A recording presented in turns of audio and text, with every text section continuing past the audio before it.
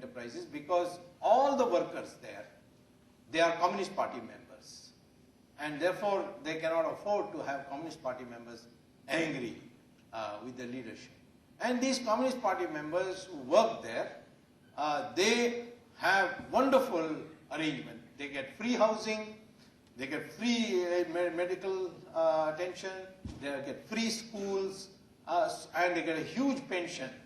And it's a very, very settled, safe, secure life, which nobody once having got it would like to give it up. So the Chinese have this dilemma, what to do about these state-owned enterprises. Unless you close down these, because they're all old Russian machinery and so on, they're all out of date.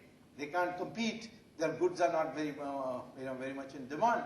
But still, they have to keep going because the Chinese cannot afford to have their workers, which is now numbering in millions, to come out on the street. Because those workers who come out, they can't be employed anywhere else.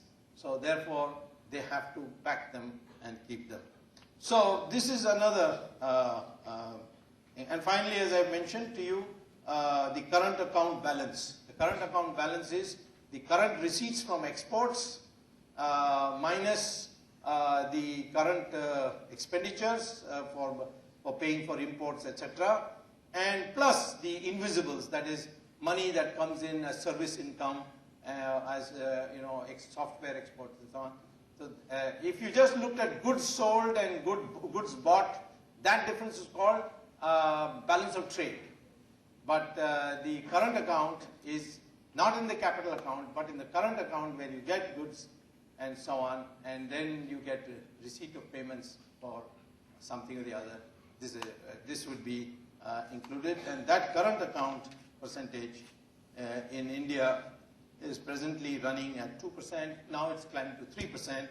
In China, and it's minus. In China, it is still plus. And it could become minus in the near future. So now, if you look at the macroeconomic fundamentals, not bad, India and China.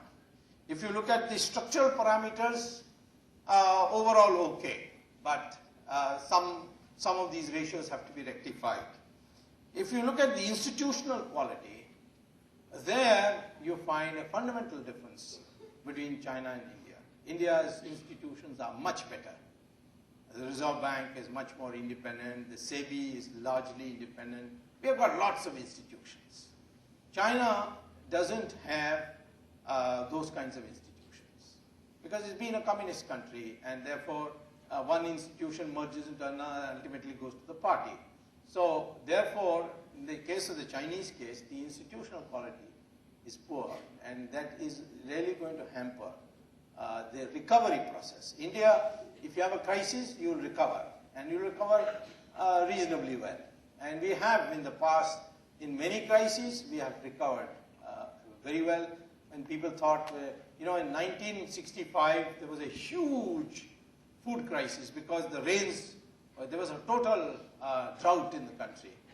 And there was a big drop in the food grains production. And India was in a terrible misery.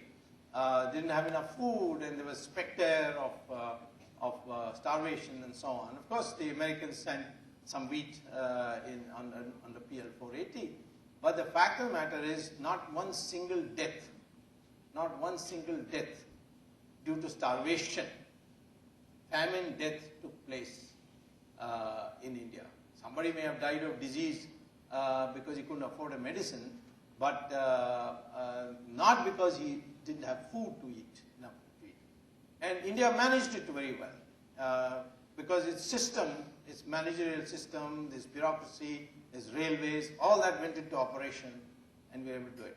Nobody thought we could do it because in America, there were two brothers who were working for the State Department. One was called William Paddock and the other was called Robert Paddock. So if you go to Amazon.com and type Paddock and Paddock, World Famine 1975. These two American officials wrote a book saying that world is going to have a famine in 1975. That is, they wrote it in 1965.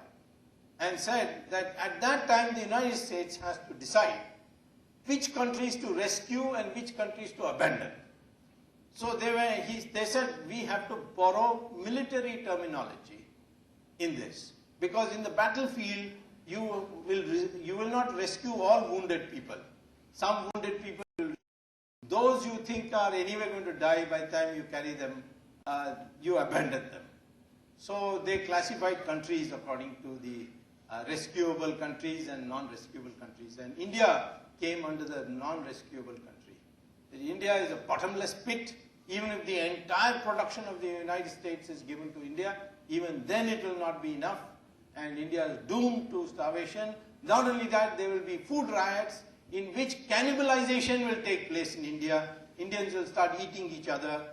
It's all in a book written by US government officials, and at that time I was